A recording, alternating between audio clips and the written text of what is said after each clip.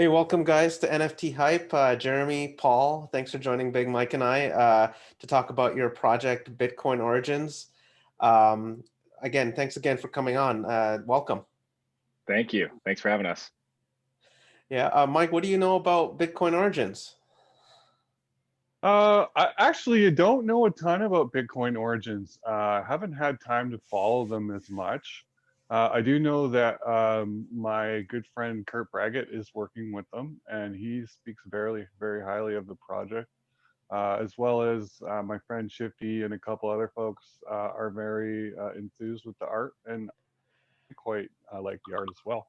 A very low mintage set, which is something that obviously appeals to me as a collector, and looks like they're doing quite well. Jeremy, what can you tell us about Bitcoin Origins? Yeah, sure. So, this set, to your point, is a highly scarce set. We wanted to focus on the art more so than just quantity. So it was really about quality for us. So as soon as we launched this project, we wanted to pay proper homage to all the historical moments in Bitcoin's history. This is the granddaddy of all the cryptos. None of us would be here talking about this if Bitcoin wasn't, brought into existence by Satoshi Nakamoto back in 2008.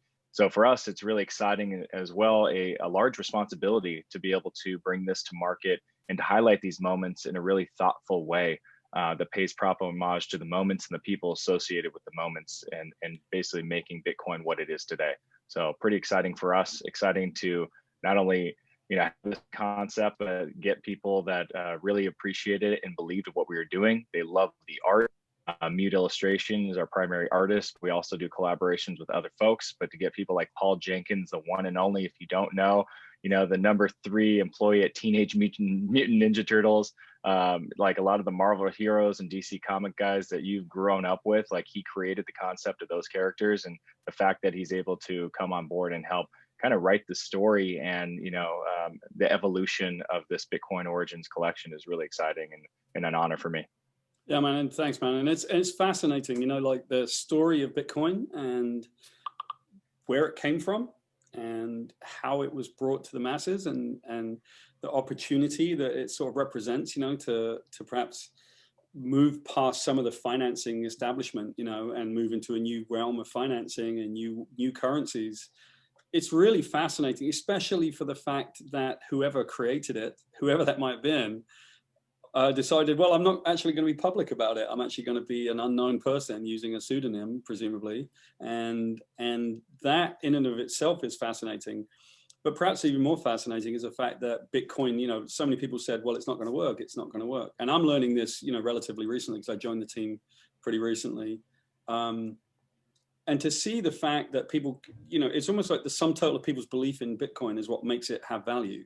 And that seems a message that, that definitely is part of our project that we sort of see go out there a lot, which is the value, the perception of the value of Bitcoin is what makes it valuable. And you can see it in the market right now. People are beginning to really understand that Bitcoin is what it intended to be. Yeah, speaking of which, you guys must be tracking Bitcoin's ascent to over 20K there. It must be good timing with your project coming out. So where are you in your project now? I'm actually familiar with Moment One, the white paper creation. Some excellent art there, beautiful pieces. Where are you moving to Moment 2 soon, or what can you tell us about what's coming up? Yeah, so Moment 2, what we've released thus far is, well, first of all, it hasn't been unlocked yet. So our set is unique in the sense that the community has to come together, and this is more of a treasure hunt where there's a lot of different quests and things that the community has to do to come together to solve problems and solve. And oh, I'm sorry, I just put myself on mute there. And once they do, they unlock value. And this is kind of hosted by one of our kind of masked partners that we don't really know the identity, but came to us very early, called GITM. This is run on a separate channel. GITM feeds us art assets, clues, and things. And they're very early into Bitcoin, and they've proved it many times over in terms of who they are and why we should believe everything that they have to say, basically. And they are very much part of this entire story. So we take clues from them. Once the community unlocks, I think this latest clue, it's going to unlock Moment 2. So as soon as that happens, the countdown timer will start. And I think it seems like they're getting pretty close. So wow. It's pretty exciting. So like I said, we're not collection to where we're releasing an entire series, right? Hundreds of thousands of cards at once. This is an extremely scarce and limited set because, once again, we want to reward the early adopters, the people that believe in the project, that get in now. They're going to have the smallest subset of the overall assets and all the NFTs, you know, comparatively. You know, we get out to like moment 15, there's going to be tens of thousands of cards, and the people that got in the earliest in the moment one, there was only a little over 700 cards released in total. So, you know, the people that got in early are very lucky, I would say, at this point. And I think, Jeremy, I'm going to let Jeremy give you the news, because yesterday was a pretty big day for us. You know, we work with a lot of the information that we're sent, and so we build our art assets out based on materials that are sent to us, and you know, a lot of the work that I'm writing on is really just kind of catch up on the origin of Bitcoin, and to, you know, we're building out a site right now to kind of keep explaining it, you know, and to make sure that we deliver the assets the right way. But yesterday was a pretty monumental day, Jeremy, because Yeah. so the way it plays out is, I guess, that we're following this this kind of like treasure hunt that leads people to solving clues to unlock the next sets of cards. But it took a bit of a twist yesterday. It sure did. So Yeah, for sure. I don't know if you guys saw that, but basically GITM on the Uprising channel basically announced that, you know, similar to that of something that they keep mentioning. And Paul, you know the story, right? Yeah. What's the story name? Well, it was something I was familiar with. When I was a little kid, they had a thing in Britain, actually, where, you know, obviously I'm from Great Britain, and it was called Masquerade, and it was a treasure hunt for a golden rabbit. So this guy, Kit Williams, made a golden hare or rabbit that he buried somewhere in Great Britain, and he left all these clues around. So you could buy the book, and you could follow the book and follow the clues, and eventually you would be led to this golden rabbit that you could dig up, and then it would be worth, you know, £35,000 or whatever it was worth. And it was a bit of a cultural phenomenon, I think. You know, I remember it from being a little kid, and when my grandparents had the book, and everybody wanted to find the rabbit. So I think for its time, without the internet and without all of that kind of stuff going on, you know, people were just following these clues and like trying to see if they could unearth this rabbit based on the book itself. And so the book sold, I imagine it probably sold a lot of copies, and people, there were whole like treasure hunt groups. And so GITM's did mentioned, they find the rabbit? well, you know, actually, as I understand, I read it recently, because once we start getting all this information, I thought, well, I'll read back up on Masquerade. And it's actually kind of a sad story, because they did find it, but they found it by cheating. Somebody, they would never have found it, and somebody who was an art assistant, told their girlfriend or significant other, and that person told someone else, and then they dug it up, which is a shame, because the treasure hunt itself was actually really amazing, and it really caught people's imagination. So it's sad that it ended that way. But because GITM's mentioned it so many times, I think that what's happening is we're being given like a Masquerade project to do. And so we kind of keep up, and we keep like building the assets out. And I think, you know, what I'm doing right now is trying to see if I can't build out the website so that we can put all the clues in one place and build out the story of the Bitcoin stuff. But everybody's going on the search for this Bitcoin. So, you know, there's a rainbow, there's a pot of gold at the end of the rainbow, I guess, Jeremy. Yeah, so GITM announced yesterday that there's one Bitcoin hidden at the end of the rainbow. Whoa. Didn't allude to the fact that like when it's going to come out. Our team anticipates, you know, this is probably going to be something that, you know, he always says and alludes to the fact that the clues and things are in the cards, right? It's in the art. And he passes clues over to us, or they pass clues over to us to be able to incorporate that into the cards in some capacity. So sometimes we get symbols, sometimes we get letters. It's kind of crazy. So we are required to then incorporate that into the cards in some fashion, which leads somebody to the next step of the puzzle. And at the end of this puzzle, I assume at the end of moment 15, because we have 15 moments slated right now, even though there's so much more that's happened even since then, since we created this, you know, in Bitcoin's history. But at the end, there is to be a rabbit that they're searching for. They're searching the identity of Satoshi, and they're searching for this hidden Bitcoin. And I can only imagine by the end of moment 15, or by the end of this, wherever we stop, what's the price of Bitcoin going to be? I mean, right now, maybe it's a $20,000 prize. This could be a $100,000 prize by the end. So for us, it's pretty incredible. But unfortunately, our team is excluded. They made that very clear when they made this Bitcoin available, that we cannot participate in if we're the ones that find it, similar to that of Masquerade. it's not going to be good. Yeah, so we're not. I think what's amazing. We're just going to help people along. I think what's amazing to me is I've been involved. I mean, I've been in this business for 32 years. I did the Ninja Turtles. I wrote the Origin of Wolverine for Marvel. I've created a number of big video games. I've never been on a project more fascinating, because I've never been on a project where I was being led. Normally, I'm writing the stuff. All of a sudden, and I'm like, what did we do now? Like yesterday was mad. Like, nice. That's awesome. Bitcoin somewhere. That was awesome. So I'm having the time of my life, because it's almost like a relief for me. Like, I don't have to think of everything. I just have to kind of like assemble it and like be part of it. But I want to find out where the rabbit is. You know, I'm like excited. So did you work with Krang at all? Remember that guy from Teenage Mutant Ninja Turtles? Yeah. I was sitting in the offices when we made most of those characters up. So yes, that's why I got a nice gray beard. See? Yeah, that's awesome. So how close are we to moment 2 then? Are we like imminently there? Once they solve this next puzzle, our instructions are to do the countdown timer for moment 2. Oh, and wow. From what I understand, because I communicate with GITM directly on the one that they will communicate with, I think there was one instance where GITM connected with one of the community members, and it kind of like blew their mind, which was really cool to see. And they said, hey, we're never going to connect again, but here you go. But they're allowing me to understand the fact that we're pretty darn close. Like they've identified this thing, like there's crop circles. We were given a bunch of assets, and they said, turn this around as quickly as possible, put all these assets in these clue cards and send them out to everybody in the community, regardless of the value associated with these. So we send these out to the entire community, and now they're trying to gather all the clues, figure out the correct order, and figure out what it all means. So to my understanding, they're pretty darn close, and that will initiate moment 2. Were those Jeremy never lets us forget that he's the only one that talks to GITM. Thanks, Jeremy. Well, that's really fun cool. too, that you guys like have all these clues that you guys have no idea what they mean, and you're in the project, and you're disseminating this information, but yet at the same time you're kind of in the dark as well, right? Yeah, we can get creative, but at the same time there's a limited creativity on our side, because as soon as we think we have something figured out, they're like, oh, by the way, incorporate these 3 assets and this card specifically, of this artistic asset, this is where it needs to be. We're like, okay, so we have to be very nimble and iterative, which is kind of cool. I think what's really good is we have an amazing community on the Telegram channel, and those guys are doing all of this like research. So I think I was pretty close to solving the last one before they did it. Right? I thought I was there anyway. I was close, but those guys are pretty good at solving it. So one of the things that's really great about this project is that the Telegram community has done a great job of like solving these clues, and they share the information with each other, and so everyone's kind of going on the same path to solve all those clues, and that seems pretty cool. I came close last time. I have no idea this time. I don't know what. There's crop circles in it, but I think Carl came close too. So Carl, and I'm sure all the community members know who Carl is. Carl always thinks he has the answer. Yeah. So Carl, big shout out to you.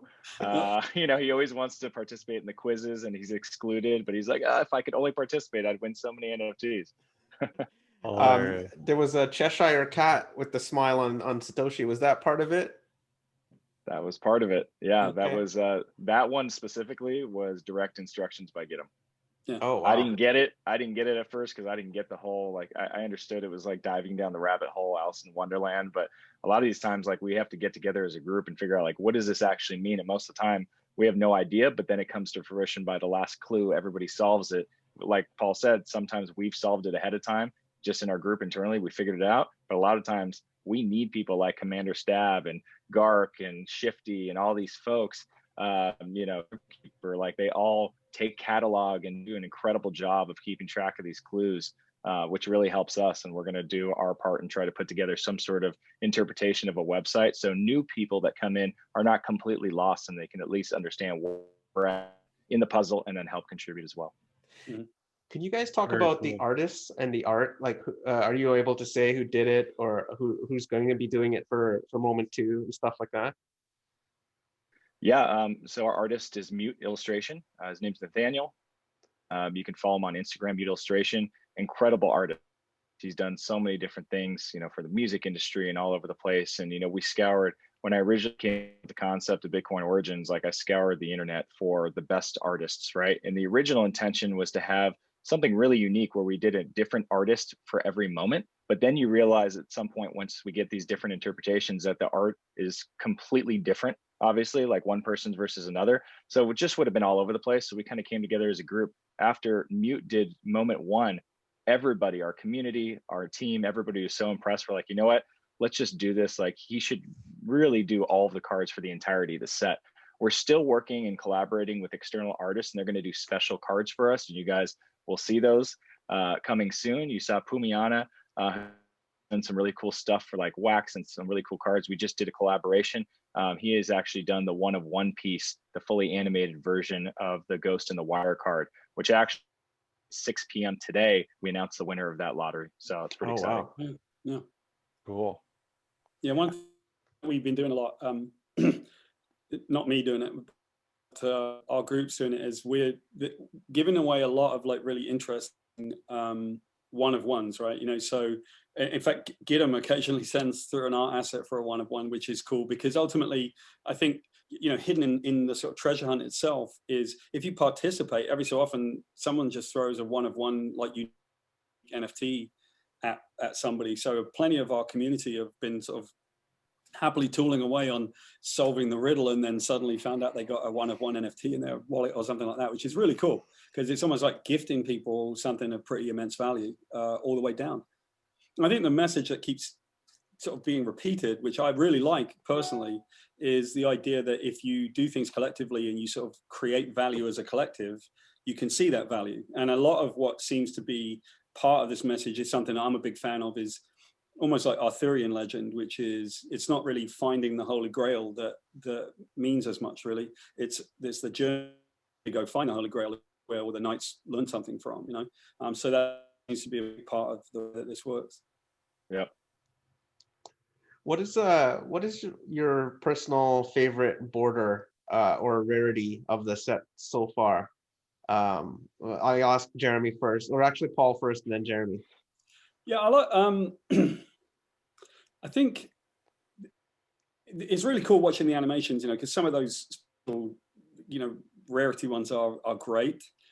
I'm not always a collector kind of mentality myself, actually. I kind of like the art more than I like the rarity, if you see what I mean. So I think so far there's one that I've seen the sketches for part 2 that I think is incredible. There's a new one coming. The one that we've done so far that I like the most, actually, just like anybody else, I would like to, you know, buy a few of these. So I've bought a few of these, and I was lucky enough to get a death card, which I was really surprised about, because there weren't that many of them. And I felt bad to some extent, because I work on the project. You know, just like anyone else, I sort of had my chance to maybe uncover one. Lo and behold, I did get one. So I got one of the death cards, and it's awesome. It's really cool. So I got that in my wallet, you know. That's awesome. Well, it's really important for us that we don't take them, right, Jeremy? I mean, that we're not gifting ourselves the best ones or anything like that, but we have as much chance to win as anyone else. I happened to get a death card, and I was like excited about it, so that was cool. Yeah, for sure. Yeah, you know, for us, I like everything, obviously. There's one specific card that is my favorite coming in moment 2. You guys will see it. I can't really tell anybody more about it. I mean, actually, we've released the sketch version of the card. So if you guys have seen the sketch card, we call it card number 3 as of now, where it's the 3 faces, and it's basically the Genesis block. So we've already announced exactly what moment 2 is. It's, you know, Satoshi mining the Genesis block. So this really incredible iteration where he's holding this pink block out of the sea of blocks, and he's just picking out the Genesis block. Really cool vibe to it. I can't wait to show off some of the cool stuff we've done, like regarding animation and whatnot. So for us, really cool. I like, pretty much, like I said, all the cards, anything that's fully animated, the anonymous version, it's hard not to like it. But there's something specifically, and I think everybody's in the same boat too, about the death cards. You know, highlighting these moments in time that the media has officially declared Bitcoin dead, and highlighting that moment, you know, just to, you know, kind of throw it back in their face and saying, like, by the way, Bitcoin's almost 20K now. So I think the first one we did was at 23 cents. And the cool thing is I don't think we announced it, but I think we did in a roundabout way in Telegram, is that every single moment will have both a death card and a glitch card. So pretty excited about the next death card. It's something pretty special. And do we get to announce that on my Apple phone today, I got like Apple News, right? And I'm scrolling through it, and I think Bitcoin may have gone down a bit the other day or something. Maybe it kind of went down for a minute because it went up to 20. I don't know. It But goes up and down all the time. There was a death. There was a death warning. There was a death warning on my Apple newsfeed. They were like, "Well, Bitcoin, you know, I don't know, it may not survive." It's like, okay. Yeah, it's only $19,000. It's gonna die tomorrow, right? Right, exactly. Yeah. So I can, if I can share my screen, I can actually show something. So we actually have a new pack or block animation that I'd like to show off if you guys want to see it. Yeah, sure. I Sure. just made you the host. Okay, cool. Let me share my screen real quick. Okay, cool. You guys see this? Yeah. Okay, cool. So this is, once again, and we've announced this before, Black Math is our partner in animation. So working in coordination with Meat Illustration on some of the stuff, but it's pretty insane. So this is the new animation that nobody's seen until now. Cool. So that's what you Love can it. see and look forward to, you know, as soon as you buy some blocks. So pretty excited about that and for the releasing moment too. That's awesome. Just busting Yeah. them open, eh? Yeah, yep. And each one will be unique and different. You know, there's 3 different blocks. That's the 1 megabyte block. So similar to moment 1, we're going to have 3 blocks, 1, 2, and 4 megabyte blocks. They're all going to have something different in them. And you know, the last one, the only time you can get a death card is in the 1 megabyte block. Glitch cards were in the 2 megabyte block, and you had the momentum or the monumental card, I apologize, in the 4 megabyte block, along with the block reward. Now the block reward is interesting because nobody knows what it does. We've said it's going to do something, but we've never alluded to what it does. We're about to. So if you have a block reward, because you got a 4 megabyte block, and keep in mind, there's only 21 people that got these, right? Because there was only 21, they sold out in less than 10 seconds. I know a lot of people have actually Damn. sold them on the secondary market as well. You might be sorry you sold it, because you're going to be able to actually redeem that shortly for an extremely special card that we're going to release. And we'll show that on Telegram and Twitter as soon as that's available, probably in the next few days. So if you have a block reward, get ready. If you want a block reward, go find one from somebody who has it, who's willing to sell. Yeah, only 21 of them. So. Yep. So what's the story behind the Genesis block, Jeremy? I'm just reading something about it here, and it says initially it was solved January 3rd, and then he tested on it for like a week or something. Do you know anything about that? Yeah, so I mean, you got to think about this. This is brand new software, and it's like, you know, Satoshi by himself. You know, you get Hal Finney in the mix very early on, but I mean, this is him just sitting there with a group of people. We still don't know if it's a group of people, is it a girl, is it a boy? Like, we don't know what it is. But we imagine, and this is why we created Solitude, right? Which is a part of moment 1. It's just Satoshi, how we imagine Satoshi in a basement with all these things that are inspiring the work, you know, from the eCash to all these things from David Chom, some of these other people very early on that kind of created the groundwork for what eventually became Bitcoin. Exactly. So we kind of imagine Satoshi in this basement in Solitude, you know, mining this block as well, and just trying to figure out, like, how can I actually bring this online? Because if he successfully mined the block and wanted to do it the right way, and this is such early code, and a lot of people kind of, you know, talk about Satoshi that he wasn't necessarily the best coder in the world either, right? So I think, you know, he's made a lot of mistakes, or they've made a lot of mistakes along the way. And just like Bitcoin Origins, we wanted this to be very reminiscent and get them 100%, make sure that we stay on par with this, is that it's about the community, and that we as a team, Bitcoin Origins, we cannot accomplish this goal and make this network grow without the community. And this is very evident in Telegram, and how everybody, I've never seen a community, I'm part of communities for such a long time, even in digital marketing before. I mean, this community is not selfish. They're literally willing to give each other cards just to see if it'll help solve the puzzle, right? They're willing to do whatever. I've seen people come together and pool wax just to let one of the originals, or as they call them, the OGs in our group, be able to buy a 4 megabyte block. That's incredible. I've never seen this sense of community anywhere. And very similar to that, I think, you know, Satoshi started by himself and, you know, had several iterations, tried to figure out how to mine this Genesis block. But the second he did, or they did, it became live. Like, Bitcoin was online. It was validated at that moment. So it definitely doesn't escape. It doesn't escape my notice, Jeremy, that one of the obvious messages of Bitcoin, it seems to me, like just in looking at the initial writing and probably the point of why Bitcoin was created, was that it was much more of a, you know, it was a little bit punk, right? It was a little bit like, hey, you know, why don't we give everybody a chance to go do their thing, right? Instead of being told, hey, today's oil speculation price is this, and this is what's going to drive your day, or today's stock market does this, and that's what's going to drive your wallet at home. But people were being given an opportunity to create a currency that basically didn't fall prey to speculators as much and that kind of stuff. Yeah, the price will go up and down, but ultimately it was a thing that was made. And the intent was, I think, almost like a power to the people kind of thing. That's what it seemed like to me. It certainly seems like that's what the legacy of Satoshi Nakamoto was to give. And so when you look at the way that our community works in Telegram, where it seems like the message of what Bitcoin was is now being taken very literally by the group in our Telegram channel, where they keep giving each other NFTs for free and handing each other ideas, and they're all working to solve that puzzle. That seems pretty gratifying because it's nothing that our team did. It's that community that did it all for themselves. We didn't do that. You know, we're happy to participate. Yeah, that's really awesome.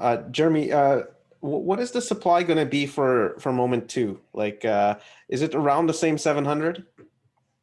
Good question. So one statement that we've made, and this is all I'll say, at least at this moment, the first moment is always going to be the most scarce. So Okay. The supply will increase.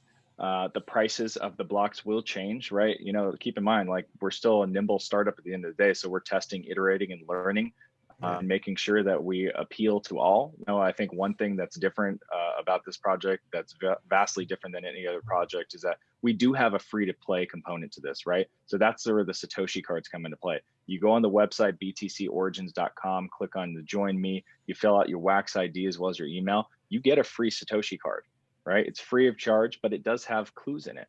And those clues can help you as a community member going on Telegram contribute to the overall ecosystem and contribute to the puzzle. And I think that's really special. And then when you get a chance, if you know there's a specific moment that speaks to you, like maybe it's like Bitcoin Pizza Day or whatever the case may be that we have slated in the future, something that really speaks to you, you can participate and buy cards at that point. But until then, you can just peer along and, you know, join and be like a fly on the wall, like many people on Telegram. We have, I think, over 1,200 people in Telegram, and probably, you know, like the 80-20 rule, 20% participate. The rest of them are just sitting there, and they like to watch, they like to listen. And we have so many messages. I think in the last 71 days, we have over 36,000 messages. So the engagement of this community is off the charts. So it's tough for somebody to kind of jump in unless they're following along every day. But still, with that card, they can participate, which is pretty cool. Is there any gaming aspects being planned other than the clues with the NFTs themselves, either a burning or any other gaming? I don't want to say anything that you don't have in your roadmap, but just asking a question. I think that's a really good question. Paul, you can take a first stab at that, but I mean, I'll take a stab at it. Yeah, I'll take a stab at it. You know, obviously we're busy with Bitcoin Origins, and it's something that's very dear to our heart because we've done pretty well with it, and it feels like we're about to get a lot stronger with it. I also think that with the announcement the other day of there being a Bitcoin at stake, like 1 Bitcoin to find in this project, and I'm going to go on a limb and guess that plenty of people will probably start joining up, I would think, right? They'll start going, hang on a minute, you know, and that's cool. So the gamification of things when done artificially, obviously I've got background in games, you know, I've worked on God of War, I've worked on The Darkness and Prototype and plenty of big console games. And so I think what happens is when you try to gamify something, it almost feels like you're saying it in air quotes, I'm going to gamify this. And that's a bad idea, right? You don't want to gamify something that isn't inherently built to do so. But there is a clear aspect of how a game works with Bitcoin Origins because of what seems to be going on with all the clues and the treasure hunt. That's a really cool game to play, and it's a free-to-play game. Now, that being said, I think that, you know, I'm looking at it right now. I know that we're looking at this as a team, and we're trying to see, you know, we have an idea of a couple of things that I think might work with Bitcoin Origins. But I also think, you know, Jeremy, maybe we can talk a little bit about, you know, what we're doing as a whole, because we've got we've got a couple of other projects that we're going to start lining up, and those ones are intended, I mean, they're already designed and intended to have the gameplay as part of it. So Jeremy, do you want to tell them a little bit about it, and then I'll catch up, because then. Yeah, no, absolutely. The last thing I'll say about Bitcoin Origins is the fact that, you know, ever since we released this, the reason that there's this higher price points, and I know it excludes some people, or at least they feel that way because the higher price point coming in, they're used to, especially on wax, you know, it's all about quantity. It's about $5 packs, 5 cards each, and hundreds of thousands. And ours is so different, right? Because it's one pack. We started with $40 for our first block, and it was one card with the opportunity to get a 1 of 21 death card, which, by the way, the people who got that, it was a good investment. And this is not in financial advice, by the way. But at the end of the day, this was always about art. This is always about collecting a piece of Bitcoin history. This is not about a trading card or, you know, like a cogs where you're like gamifying, you're going to play somebody else. This is about collecting and holding, right? And I think what we're going to evolve into, and all I'll say is, we want to reward the people that hold. So we're going to find interesting ways to do that. One thing I've always said about supply is that if you're burning cards, then you probably made too many in the first place. So there's something to that as well, right? And I think that we've all kind of seen the space get flooded recently, and there's a lot of product on the market, and then not so much people buying it at the moment, unfortunately. So that's one of those issues that we need to solve. And I think having limited sets that appeal to collectors is a really good start from that standpoint, for sure. Awesome. And I appreciate that about your project. Thank you. No, really appreciate that. And then to Paul's point about gamification too, it's like there's a lot of opportunity. So our company NFT Genius, this is really our first project, Bitcoin Origins, underneath that umbrella. We're also looking at other projects. You know, Paul can talk to one that's going to come out soon called Sidekick. So we're not just staying in, you know, the Bitcoin Origins umbrella, you know, kind of brand, because this thing is going to evolve. This is our testing ground to like see what we can do, how we can innovate, how we can push the boundaries, and then apply that to other types of sets. And all the learnings that we've had, whether it's GPK, Blockchain Heroes, you know, William Shatner, like all these different ones, this is all testing. We're so early still that the sky's the limit. That's why we're huge proponents, and people reach out like, hey, can I post, you know, on the Telegram about my project? I'm like, sure, go ahead. The tide rises all boats. You know, we want to support people as support us. And it's great to see other projects come to us even on the Telegram and say, wow, you have the best art in the space. And they have a project that is competitive. So it just speaks to the nature of the space. And that's why we're excited about other projects that we're working on and different ways that we can innovate. So I don't know, Paul, if you want to talk a little bit more about some of the others. Yeah, sure thing. And what I'll do is I'll give everybody a little bit of a sneak peek as well. If you can, if you let me share. Yeah, sure. I don't know if we can do that. Then I'll show everybody what we've got. So behind me, you can see. Actually, Jeremy, you still have the host. So, yeah. So behind me, you can see that I'm up top of my sprawling estate in, you know, got like armed guard on the side. But basically, this comes from a project called Sidekick. And what we wanted to do with NFT Genius is we wanted to, you know, if we're going to be early in the space, I think a big part of what we want to be able to say is what we do. What is it that we do as a company? What is it that we think that we have a bit of an advantage on? And I think yes, it's art, because you can tell that the art looks a certain way. And yes, it's also story. Like we are this, you know, I got background in story. We're doing a pretty decent job, I think, in terms of telling our story. And we want to bring that out in lots of different ways, right? Now, Bitcoin Origins is about the origin, you know, of Bitcoin, and it's an incredibly compelling real life story. But where's the humor? You know, like, how about if we do a humor one, right? That's really funny. If it's actually funny, by the way, and as opposed to someone's version of humor. And America, I'm looking in your direction because I'm a European, right? So our sense of humor is very different. But ultimately, Sidekick began life as a project that I did when I was working at Marvel, and I always liked breaking down the things I was making. So I was doing the origin of Wolverine. I was doing, like, you know, Spider-Man and I worked on Civil War. And at the time, I created Sidekick because I just wanted to blow the entire thing up. So here is sort of like a little sneak peek. And what we're doing is we're building a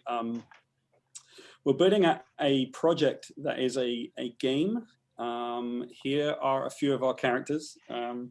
These are the Gerbil Whisperer. These are the few of the sexual deviants that we have going on. The pink Moose Knuckle taco. and Camel Toe. They're the only people who do not understand the significance of their names. We've got Lord Stonecock. When danger rears its ugly head, this is how he responds. and of course the Gerbil Whisperer. We have a bunch of violent maniacs. We've got Duncan Disorderly. He's on our side, thank God. We've got Ms. Demeanor, who has been separating her foes from their testicles since 1987. We got Rochambeau, who, yeah, I don't know, do you know what Rochambeau is, by the way, the game? Where you have to kick each other in the nuts. Right, that's what Rochambeau is. And then the Sunni Triangle, which is one of my favorites. I like him a lot. I'll give you one more. This is an undercover quarterback. So he basically thinks that he can't be, kind of like Clark Kent and Superman, you know, where he puts on a pair of glasses and no one knows he's Superman. Like, what's wrong? As a kid, completely useless. What's wrong with people? Like, you can't tell that's just Superman with his glasses on. What's wrong with you people? The Blanket Master, who, you know, Danger is his middle name and his other middle name is Gordon, you know. Speed Reader, who can read things twice as fast as you can. And Plaid Man, who can blend in with plenty of kilts and a lot of blankets as well. That's so awesome. this is this is Sidekick, and the idea behind Sidekick in terms of its gameplay, in general terms, is it's about failing. It's actually about being the first to fail. Like, if you can give up and go home without getting in a fist fight, then you actually win.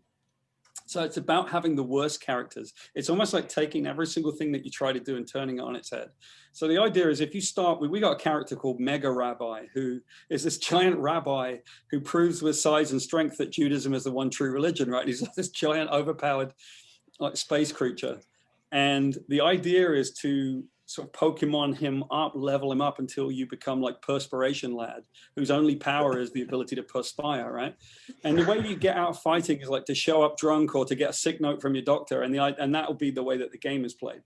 But ultimately, they're all collectible as well, and they all level up, and there are certain things that we do to make them collectible. So it's the collectability, it's the gameplay, and ultimately, it's really the fun as well. It's the idea that you can do like mix and match kind of games, and you can like play against each other, and then, you know, presumably knowing our audience, like drink heavily doing it, you know, it's just having fun, right? Like, we're doing Bitcoin Origins. It's an extremely important piece of work, I think, you know, but why not also relax and have fun? So here's Sidekick, and then we'll do another project. And so we have a lot of like projects in the work, and the next one that we'll do, that we'll put out will be Sidekick. And hopefully everybody, I already know, by the way, that people look at these characters and they go, you know who my favorite is? And for some reason, guys always go, my favorite is Lord Stonecock. And I keep thinking, why is that exactly? So, yeah, you know, there's a lot going on. There's that famous British humor there, Paul. Yeah, I was going to say, there isn't much of it, is it? That was very American. I think I did like old time Benny Hill, actually. It's probably like Benny Hill jokes. You know? Benny Hill NFTs, we need that. That's what we got. Yeah. Benny Hill NFT. Yeah, that's right. Well, guys, thanks for coming on. Is there any place that we can catch up with you guys other than the Telegram, which we'll put in the description of this video? btcorigins.com or io? .com, yeah. .com. Awesome. Anywhere else that you guys want to plug before we let you guys go? Yeah, you can always follow us on Twitter at... Oop, you just went on mute there, Jeremy. Oh, there we go. At Coin Origins on Twitter, or at Jeremy_Born, BORN. Follow me, drop us a line. We're obviously, as you can tell with Bitcoin Origins and everything else we do, very community oriented. So if you ever have feedback, questions, or even ideas, I mean, the Bitcoin death card as an example, which is one of my favorite ones, was created by one of our community members. They're like, hey, how about highlight all the times Bitcoin was declared dead? And we're like, okay, we're doing it. So if you have any thoughts or feedback or anything that you want to see that's important to you regarding Bitcoin's history, let us know. Awesome. Cool. It was a pleasure having you guys on, and I'll stop into the chat and say hello. All right. All right. Sounds good. Thanks, guys. Appreciate it. Awesome, guys. Nice to meet you. Have a good one. You as well. Peace. Bye.